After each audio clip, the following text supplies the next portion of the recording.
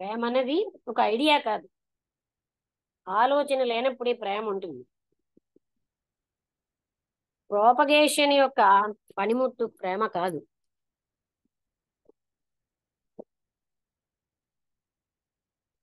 అది పెంపొందించుకోవాల్సిన విషయం కాదు. దాన్ని అరవడం వల్ల వచ్చేది కాదు. దానికోసం మనం అరవను అక్కర్లేదు. ఇల్లు ఇల్లు టాపుకెక్కి అరవక్కర్లేదు.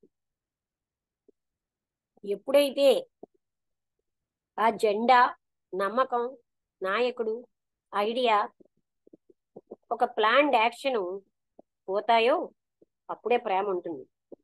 ప్రేమ అన్నది సృజనాత్మకంగా, నిరంతరమైన విప్లవదాయకంగా ఉంటుంది. అయితే ప్రేమ మెషినరీ మెషినరీతో రన్ అవ్వదు కదా అన్నారు. ఇక్కడితో అయిపోయింది. మీకు అర్థం అయిందండి?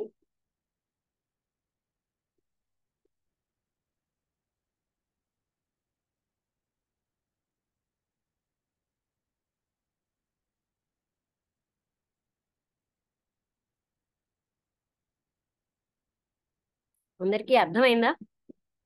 ప్రేమతోటే సంభవం. ప్రేమని కల్టివేట్ చేసుకోవడం వల్ల రాదు. ఈ ఐడియాస్ ఇవన్నీ ఆగిపోయినప్పుడు ఉండేదే ప్రేమ. ప్రేమ నిరంతర విప్లవాత్మకమైంది అని చెప్పారు. ఎవరికైనా అర్థం కాకపోతే ముందు అడగండి, తర్వాత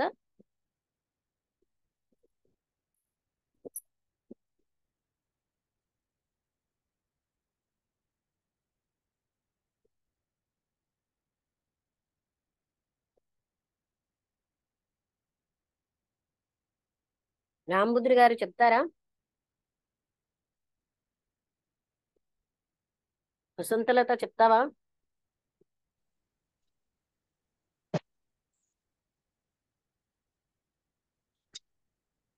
అర్థమైందా?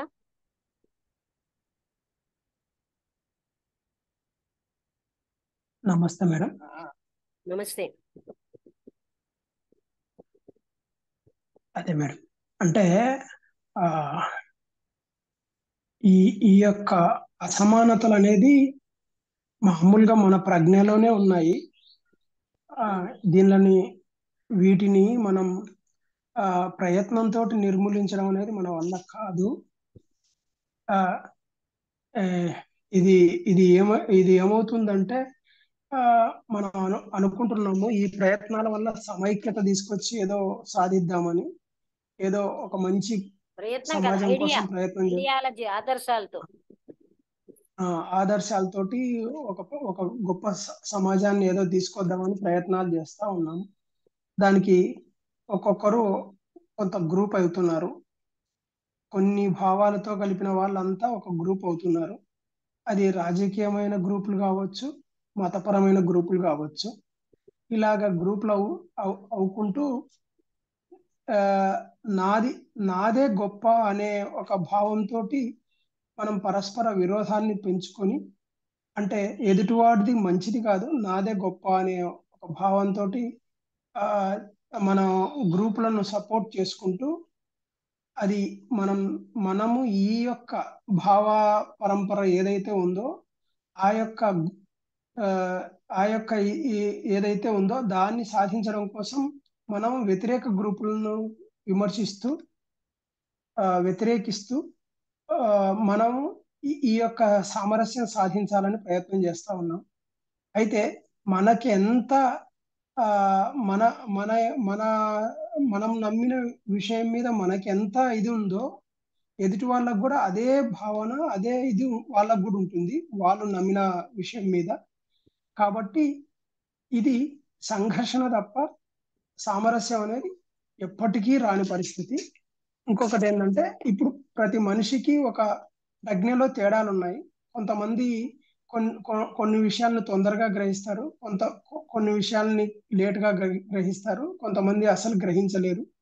ఈ యొక్క స్థితి అనేది ఎప్పటికీ ఇలాగ వేరియేషన్ తోటి ప్రకృతిలోనే ఉంది. కాబట్టి అంటే మనం ఈ పోరాటాలు నేను నమ్మిన దాని గురించి ప్రాణాలు అర్పించి ఏదో చేస్తాము అని అనుకోవడం కూడా ఇవన్నీ వేస్ట్. అంటే మనిషి ఒక ఉద్రేకానికి లోనయ్యి ఆ భావం మీద పూర్తి నమ్మకం ఏర్పరచుకొని ఇలాంటి పరిస్థితులు తీసుకొస్తున్నారు. దీని వలన ఎప్పటికీ వాళ్ళు అనుకున్నది సాధించలేరు. ఇది ఎన్నో ఎన్నో ఎన్నో ఇది నుంచి కూడా ఇది ఇలాగనే సాగిపోతుంది. కాబట్టి ఈ అసమానతలలో మనం ఏదో సమానత్వం తీసుకొచ్చి ఏదో చేయాలనుకోవడం మాత్రం ఇది వృధా ప్రయాస. కాబట్టి దీనికన్నిటికీ కారణం ఏంటంటే ఆలోచన. అంటే మనిషి ఆలోచనతోటి వచ్చిన ఏది దానికి శాశ్వతత్వం లేదు. ఈ ఆలోచన ద్వారా ఏమవుతుందంటే ఘర్షణలు, వ్యతిరేకతలే ఉంటాయి. ఈ ఆలోచన ద్వారా వచ్చిన ఏ యొక్క విప్లవానికి కానీ ఏ యొక్క అభివృద్ధికి కానీ ఇక్కడ కంపల్సరీ ఘర్షణ ఉంటుంది, పోరాటం ఉంటుంది. ఇంతకంటే సాధించేది ఏం లేదు. సామరస్యం అనేది ఎక్కడా దొరకదు. సామరస్యం ఎక్కడ దొరుకుతుంది అని అంటే ఆలోచన రహిత స్థితిలో, ఒక ప్రేమలో, అంటే షరతులు లేని ఒక ప్రేమ అనేది ఉంటుంది. ఆ ప్రేమలోనే ఈ యొక్క సామరస్యత దొరుకుతుంది. కాబట్టి ఇది ఎంత ప్రయత్నాలు చేసినా ఇవన్నీ తాత్కాలికమే, కానీ నిజమైన విప్లవానికి, నిజమైన అభివృద్ధికి ఉపయోగపడని స్థితులు ఇవి. అది మతం పరమైన సరే, రాజకీయ పరమైన సరే, ఇంకా ఏదైనా సరే అనేది కృష్ణమూర్తి గారు చెప్తున్నట్టు నాకు అనిపిస్తుంది. బాగానే అవగాహన చేసుకున్నారు. వసంతలత చెప్తావా? అందరికీ నమస్కారం. ఈ రోజు టాపిక్ ప్రోగ్రెస్ అండ్ రెవల్యూషన్.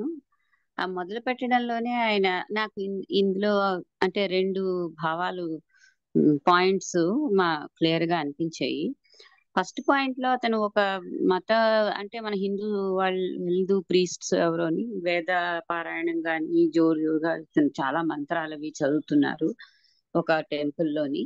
అది ఒక రకమైనటువంటి అట్మాస్ఫియర్ ని క్రియేట్ చేస్తున్నది. అందరూ దానికి బాగా రియాక్ట్ అయ్యి చాలా బాగా ఫీల్ అయ్యి కొంతమంది దాంట్లో లీనం అయిపోయారు. అయితే అతను చెప్పేది ఏంటంటే వీళ్ళందరూ చేసేది ఏంటంటే ప్రేయర్స్ చేస్తాం.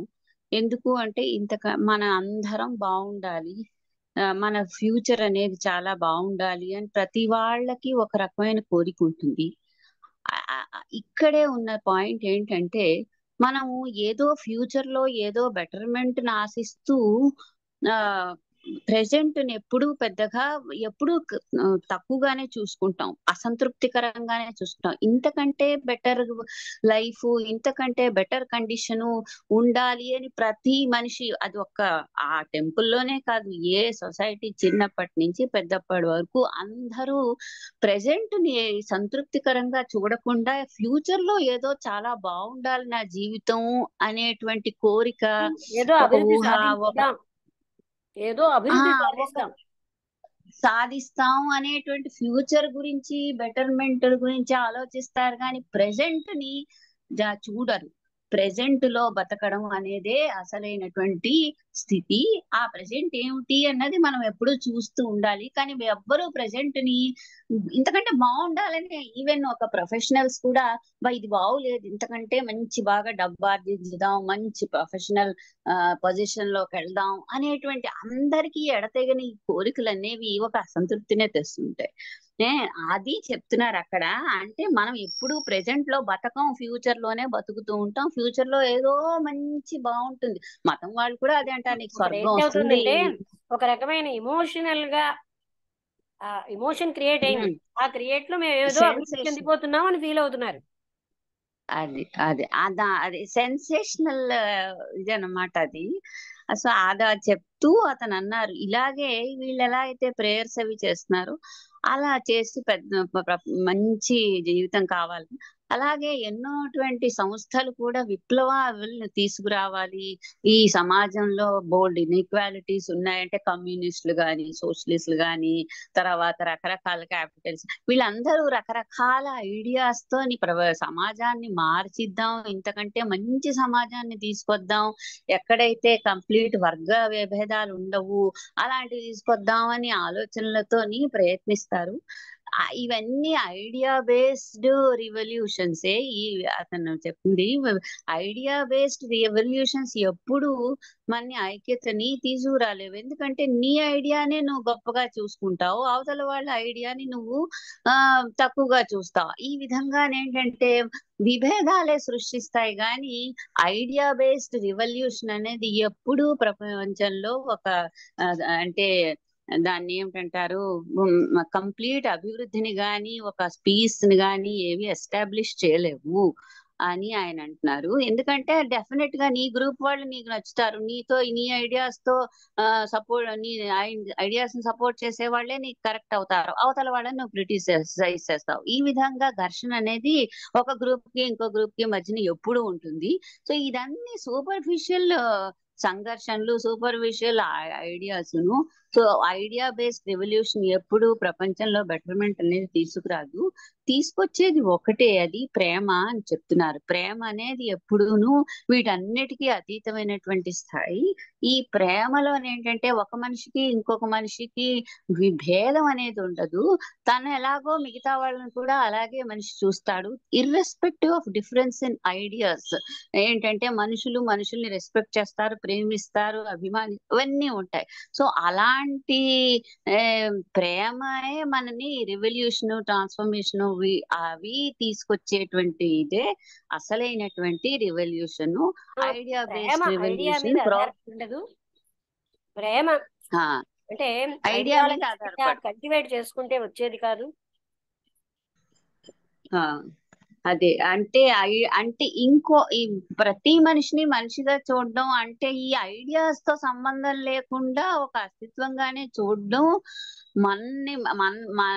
మనతో సమానంగా ట్రీట్ చేసి వాళ్ళ ఐడియాస్ ఉన్నాయి అంటే వాళ్ళు ఉన్నాయి, అది మనం ఉన్నాయి, దాని బేస్డ్ గా మనం ఒక రకమైనటువంటి ద్వేషాలను పెంచుకోకుండా అందరినీ సమానంగా చూసేటువంటి దృష్టి, ప్రేమ, అది ఒక్కటే సమాజాన్ని పురోగతికి అదే అభివృద్ధికి దారితీస్తుంది అని ఆయన చెప్తున్నారు. సో ఈ సో కాల్డ్ ఫ్రెంచ్ రెవల్యూషన్, ఈ రెవల్యూషన్, మన రెవల్యూషన్, అన్ని రకాలైనటువంటి రెవల్యూషన్స్ ఏవి శాంతిని తీసుకురాదు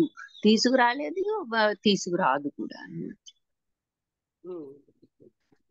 ఇది ఇంత అర్థమైంది నాకు. అన్నిటికంటే ఆ ఫస్ట్ పారాగ్రాఫ్ బాగుంది. అందరం ఏదో ఇప్పటి జీవితం కంటే ఇంకో జీవితం చాలా బాగుంటుంది అని దానికోసం పరితపిస్తూ ఉంటామే కానీ ఇప్పటి జీవితం కూడా బాగుంది అని అనుకోవడం, దాన్ని యథార్థంగా చూడడం వచ్చేస్తుందని మనం ఏదో అభివృద్ధి, ఒక భజనలో కూడా మనుషులు అలాంటి ఎమోషన్ కి లోనైపోతారు. అదే అంటాను, కారణం అదే కదా. ఈ పూజలు పునస్కారాలు, తర్వాత ఈ భజనలు, వేద పారాయణలు జోరుగా అలాగా సౌండ్ తాలూకా ప్రభావం ఎలా ఉంటుందంటే మనుషులకి చాలా అందులో ఇదైపోతాం అనమాట. అది ఒక సెన్సేషనల్ జాయ్, అసలు రియాక్షన్ తెలుసుకోవాలి. అది ఇంకా ఎవరైనా చెప్తారా? బాగా చెప్పావు, అది అర్థమైంది బాగానే. అంటే ప్రేమ ఒక్కటే మనుషుల్ని యూనిటీని తెస్తుంది తప్ప సమైక్యత తేవగలిగేది ప్రేమ ఒక్కటే. ఈ సమైక్యత ఐడియాలతోటి రాదు. ప్రేమ అన్నది ఐడియాకి లేనటువంటి స్థితి, ఐడియాలజీ మీద బేస్ అయ్యి ఉండదు. అవన్నీ లేనప్పుడు వచ్చేదే ప్రేమ అన్నది. ఇంకెవరు? అనుపమ గారు గాని శారద గారు చెప్తారా? లక్ష్మి, రేపు ఎల్లుండి ఏమి లేవు క్లాసులు అని రాస్తున్నాయి, ఏమిటి? ఎల్లుండి ఎలాగానే ఉండదు. రేపు ఏంటంటే కృతాళం స్వామీజీ ఉన్న లలిత గుడికి వెళ్తున్నాం. అది ఎర్లీ మార్నింగ్ 7 o'clock వెళ్ళిపోవాలి. అందుకని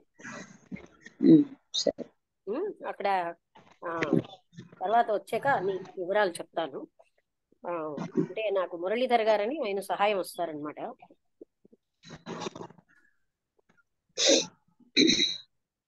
అంటే ఆటో అతనికి అంత ఎర్లీగా రమ్మని చెప్పాము, ఎందుకంటే అక్కడికి 8:30కి ఉండాలట. నాకు ఆ దారి కూడా సరిగ్గా తెలియదు. శారద గారు నమస్తే మేడం.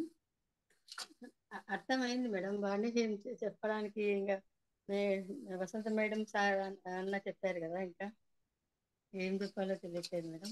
అది మాత్రం 100% కరెక్ట్ మేడం. ఇట్లా ఈ సామూహిక పారాయణాలని, లలితా పారాయణ, విష్ణు పారాయణం అన్ని పెట్టుకుంటారు.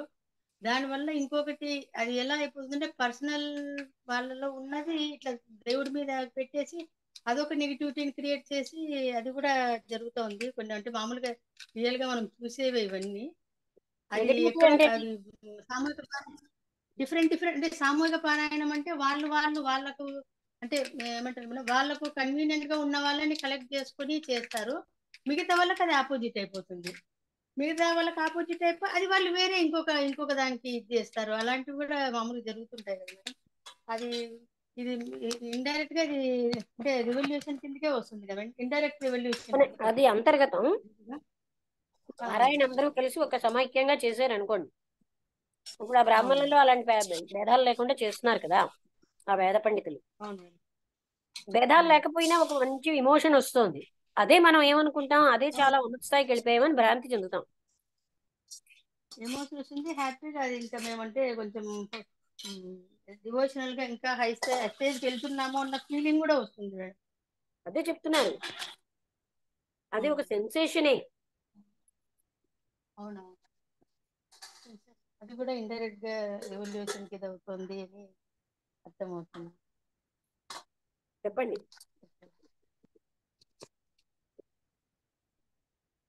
అదే మేడం ఇంకా కంటిన్యూ చేయండి సార్ గారు. అవును మేడం, అదే ఇంకా ఏం ఇది రెవల్యూషన్ కిందకి ఇది మారుతా ఉంది. అంటే రియల్ ఇది అనేది అఫెక్షన్ లో నుంచే వస్తుంది, కానీ ఇవన్నీ ఎఫెక్షన్ విప్లవాత్మక కాదు, ఇట్లాంటి ఎఫెక్షన్ అన్న పదం వాడకాలి. లవ్. నిజమైన ప్రేమ అనే దాని మీదే ఆధారపడి ఉంటుంది. అది అది సాధించినప్పుడే ఇలాంటివన్నీ ఇది అవుతాయి. కానీ ఊరికి ఇదేదో అన్ని మనం పెట్టుకొని మనం ఇది చేసుకొని అదే గొప్ప అనుకొని దాంట్లోనే మనం ఏదో అభివృద్ధి చెందుతున్నాము, దాంట్లోనే మనము ఏదో ఉన్నత స్థాయికి వెళ్తున్నాము, మనం ఆధ్యాత్మికంగా కూడా మేము ఎంతో అభివృద్ధి చెందుతున్నాము అన్న భ్రమలోనే ఇదవుతుంది. ఎక్కడైతే నిజమైన స్వచ్ఛమైన ప్రేమ ఉంటుందో అక్కడే వీటన్నిటికీ ఇదవుతుంది అనేది టాపిక్ ఏంటంటే విప్లవం. విప్లవం. అదే అది వీటన్నిటి వల్ల రివల్యూషన్ విప్లవంకి దారి తీస్తున్నది. అంటే ఎలా విప్లవానికి దారి తీస్తుంది అని ఇండైరెక్ట్ గా చెప్పాడు మేడం. అంటే ఇవన్నీ ఒక సమాజం, దీనివల్ల ఒక సమాజం ఏర్పడుతుంది, ఒక గ్రూప్ ఏర్పడుతుంది, దానివల్ల ఇంకొక మెంబర్స్ డివైడ్ అవ్వడం, అవన్నీ ఇండైరెక్ట్ గా మనకు చెప్పినట్టు అనిపిస్తుంది మేడం. అంటే మీరు క్యాచ్ చేసారా? మనం ఒక చేసే ఐడియా వల్ల ఎప్పుడు అవును మౌలికమైన విప్లవం రాదు. మార్పులో మార్పు చెంది కంటిన్యూ అవుతుంది పాతదే, కానీ కొత్తది ఏది రావట్లేదు. అవును అది అక్కడ పాయింట్. కాబట్టి అవును, ఇంకా కొత్తవి రాకపోక ఇంకా ఏవేవో అన్ని సృష్టించబడుతున్నాయి అన్ని అంటే ఇక్కడ ఏం అనేది. చెప్తున్నారంటే ఐడియా మీద కానీ ఐడియాలజీ మీద కానీ మతాలు ఎలా అయితే మత ప్రవక్తలు వాళ్ళు చేస్తున్నారు, మీరు అలాగే ఉన్నారు. అవన్నీ డివిజన్ చేస్తాయి అవును కానీ మనుషుల్ని సమైక్యం చెయ్యవు. అవును మేడం, ఇప్పుడు జరుగుతున్నది అంతే కదా మేడం. ఈ రామతత్వం అని, శివతత్వం అని, తర్వాత ఈ ఆయనేమో క్రిస్టియానిటీ నా ఐడియాలజీ కోసం నేను నా ప్రాణాలైనా ఇచ్చిస్తానంటున్నాడు, ఎవరినైనా చంపేస్తానంటున్నాడు. అవునవును అంటే కరెక్ట్ మేడం, ప్రపంచం ఇప్పుడు బాగుండడానికి. జరుగుతున్నది కూడా అవునవును, అది కూడా ఈ ఆధ్యాత్మికత అన్న ముసుగులోనే జరుగుతున్నాయి మేడం ఇవన్నీ. రెండూను మతపరంగా చేస్తున్నది మీది ఒకటే అని చెప్తున్నారు కదా ఆయన. అవునవును, అంతా ఇలా జరుగుతుంది. ఇంకా దానివల్ల అభివృద్ధి చెందకపోగా ఒక ద్వేషాలు ఇవన్నీ విప్లవాలు వస్తున్నాయి. అభివృద్ధి మాట పక్కన పెడితే తర్వాత మనుషుల్లో ఎప్పుడు కూడా తేడాలన్నవి సహజంగానే ఉంటాయి. సృష్టిలోనే వైరుధ్యం సామాన్యం. ఆ వైరుధ్యం అంతా ఒకటి చేయడం అవునవును ఎప్పుడూ అవదు. అవును. ఒక్కొక్కరికి ఒక నాలెడ్జ్ డిఫరెంట్ డిఫరెంట్ గా ఉంటుంది ఒక్కొక్కటి. అంతా ఏకంగా అనేది ఎప్పుడు అసాధ్యం, కానీ సాధించినట్టు అక్కడ ఫీల్ అవుతాము. అంతా ఒకటి, మేము అందరికి ఒకే రకంగా అర్థం అయిపోయింది, అందరికి ఒకరే రకమైన భావనతో చేస్తున్నారని కూడా అనుకుంటాము. అది ఎంతవరకు కరెక్ట్ కాదు అని చెప్తున్నట్టు అనిపిస్తుంది మేడం. ఇప్పుడు అక్కడ పాయింట్ అది కాదు. నిజమైన విప్లవం ఉంది ఐడియాస్ మీద ఆధారపడిన విప్లవం ఎప్పుడు అది విప్లవమే కాదు. అది ఓన్లీ కొంచెం చేంజ్ తో కంటిన్యూ అవుతుంది అదే విషయాలు. అవును సమూలమైన విప్లవం కానే కాదు. బుద్ధుడు గారు బాగానే అవగాహన చేసుకుని చెప్పారు. అంటే ఐడియాస్ మీద, ఐడియాలజీస్ మీద ఆధారపడింది విప్లవం, ఫండమెంటల్ విప్లవం కాదు. అవును.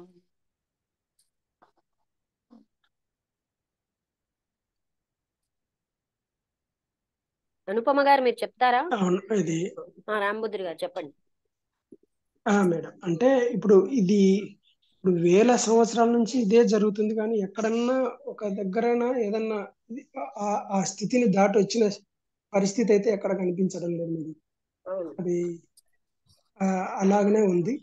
ఇంకా ప్రేమ అనే దగ్గర ఆ ప్రేమ ఉన్నప్పుడు ఏమవుతుందంటే డిఫరెన్సే ఉండదు ఇంకా అక్కడే. ఎందుకంటే ఇక్కడ లోపాలు చూడడం కానీ లేకపోతే ఇది చేయడం కానీ అనే ఒక స్థితి అనేది అక్కడ ఉండదు కాబట్టి కేవలం అంటే ప్రేమ మనం మౌలికమైన విప్లవం, ప్రేమే విప్లవం. అంటే అది అవును మేడం, ఆలోచన బేస్ అయి ఉండదు కదా. అవును మేడం. అది అంటే ఇంకా అక్కడ మనకు అర్హతలను చూసే పరిస్థితి ఉండదు, అధికారాలను చూసే పరిస్థితి ఉండదు, డిఫరెన్స్ చూసే పరిస్థితి ఉండదు. ఓన్లీ ప్రేమ ప్రేమ అంతే అక్కడ. ఎప్పుడైతే ఉందో అందరూ ఏకం అవుతారు. అవును మేడం, కరెక్టే మేడం. ఆ ప్రేమ డెఫినిషనే యూనిఫైయింగ్ ఫోర్స్, అందరినీ కలిపే శక్తి ప్రేమ. అవును మేడం.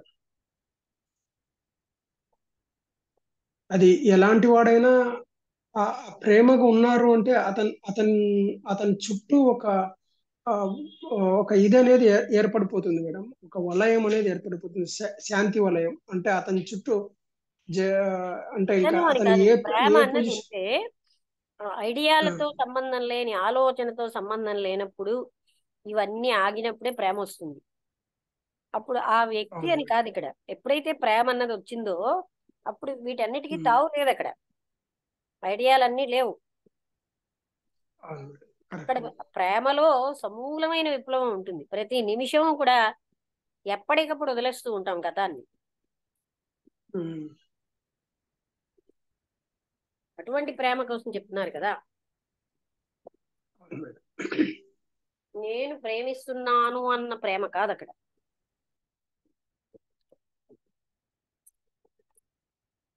నేను లేను, ప్రేమే ఉంది. అవును మేడం.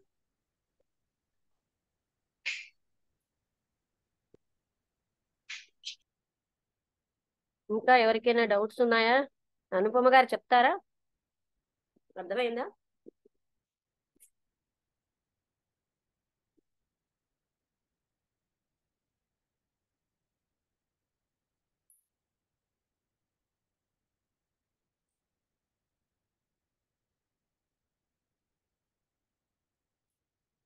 నాకు బాగాలేదు మేడం, మాట్లాడలేను, ఒంట్లో బాగాలేదు, వింటున్నాను అందుకోసం. ఓకే. భార్గవి గారు. అమ్మగారు ఏం సందేహాలు లేవు అమ్మగారు.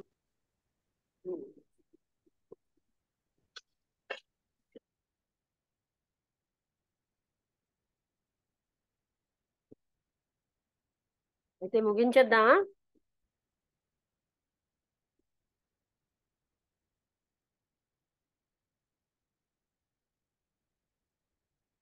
మనం కొన్ని ఐడియాలు, కొన్ని ఉద్దేశాలతో ఎప్పుడు మనుషుల్ని సమీకరించలేం. అంటే సమైక్యత తేవడం అందరిలోని అని, అది జరుగుతుంది అని అతను ఎలా అనుకున్నాడో అలాగే చాలా మంది అనుకుంటూ చేస్తూ ఉంటారు. విభజనలే పెరుగుతున్నాయి కానీ సమైక్యత ఎప్పుడు రావట్లేదు.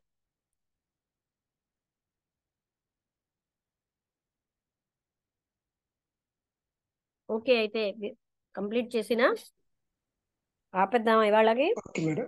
అందరికీ అర్థమైంది కదా? Okay madam, thank you.